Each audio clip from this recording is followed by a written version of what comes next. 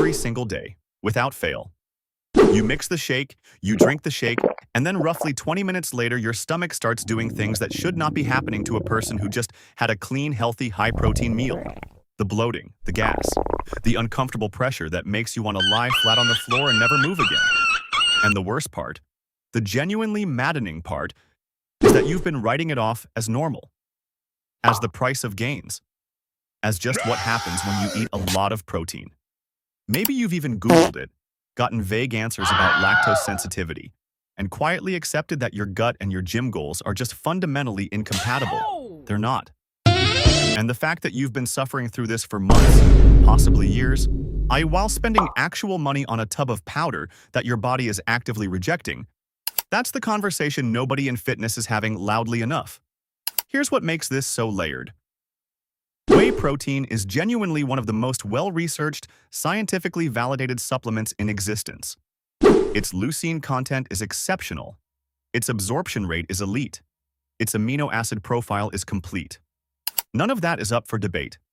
The problem isn't whey protein. The problem is what's actually inside your specific tub, how your gut is built to handle it, and three distinct biological mechanisms that are silently working against you every time you take a scoop. Mechanisms that are completely separate from each other, which means you could fix one and still be suffering because of the other two.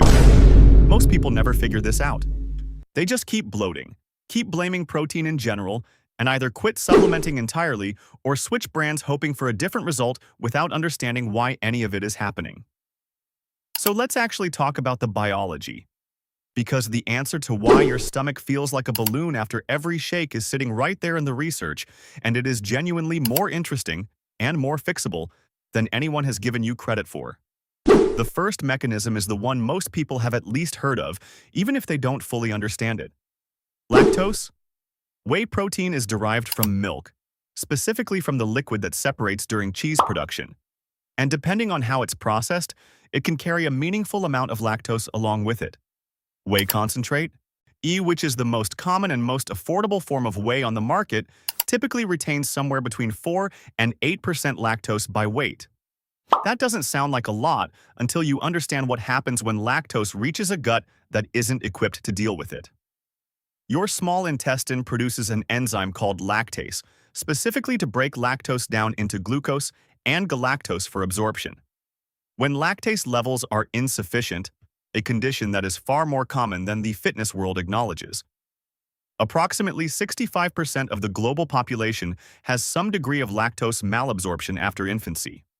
That undigested lactose travels to the large intestine, where your gut bacteria ferment it. That fermentation produces gas. That gas produces the exact feeling you've been experiencing after every shake. And it has nothing to do with how much protein you're eating or when you're eating it. It's a direct consequence of your gut encountering a sugar it cannot adequately break down. The fix sounds simple.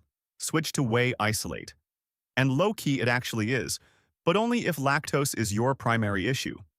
Whey isolate undergoes additional processing that strips most of the lactose out, leaving less than 1% in the final product. For people whose bloating is purely lactose-driven, the switch from concentrate to isolate can be genuinely life-changing. But here's where it gets more complicated because a significant number of people make that switch, pay the extra money for isolate, and still experience digestive discomfort. Which means lactose was never the only thing going on. The second mechanism is one that the supplement industry has almost zero incentive to talk about, and it involves the ingredient list on the back of your tub that you have probably never read carefully. Most flavored protein powders, including many premium, well-marketed ones, contain artificial sweeteners. Sucralose and acesulfame potassium are the two most commonly used. They're there to make the powder taste like chocolate cake or birthday cake or strawberry milkshake without adding calories, and from a macronutrient standpoint, they're largely invisible. From a gut health standpoint, they are anything but. Research examining the effects of artificial sweeteners on gut microbiome diversity found that synthetic sweeteners like sucralose and saccharin significantly reduced microbial diversity. Sucralose specifically is a chlorinated sugar substitute, meaning its molecular structure involves replacing hydroxyl groups with chlorine atoms, and it reaches the colon largely intact because the human body cannot fully metabolize it. Once there, It interacts with your gut bacteria in ways that research has consistently linked to disruption of the microbial balance your digestive system depends on. Studies examining artificial sweetener consumption found decreases in beneficial bacterial strains such as lactobacillus and bifidobacterium, alongside clinical symptoms including gastrointestinal discomfort and altered bowel movements. This matters because your gut microbiome is not just a passive bystander in digestion. It is an active participant in how well you absorb nutrients, how your immune system functions, and how efficiently your intestinal lining maintains its integrity. When you're consuming 2 scoops of sucralose-sweetened protein powder every day on top of an already low-fiber, high-protein gym diet, you are potentially introducing a daily disruption to that ecosystem that compounds over time.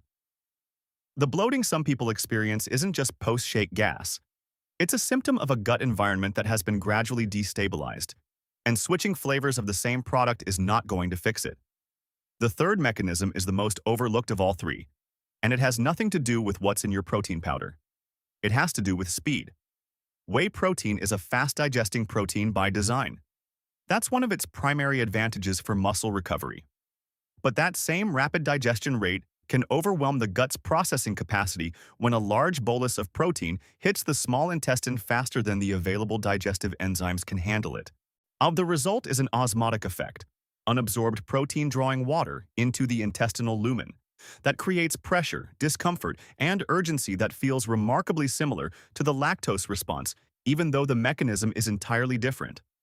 This is why some people find that their bloating improves not when they change their protein source, but when they simply reduce their serving size and consume it more slowly, or split a double scoop into 2 separate smaller servings across the day. So what does fixing this actually look like in practice? The first step is identifying which of the 3 mechanisms is actually driving your symptoms, because the solution differs for each one.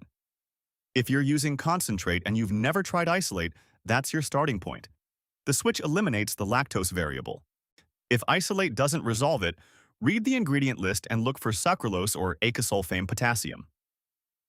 Unflavored protein powders, or those sweetened with stevia, exist across most major brands and eliminate the artificial sweetener variable entirely. If you've addressed both and discomfort persists, look at your serving size, your consumption speed, and your overall fiber intake. Because a gut that lacks prebiotic fiber is a gut that is going to struggle with high protein loads regardless of how clean your powder is. The painful irony here is that whey protein, used correctly and suited to your individual gut, is genuinely one of the most effective supplements you can take. The bloating was never inevitable. It was a signal that something in your setup was mismatched with your biology, and now you know exactly where to look.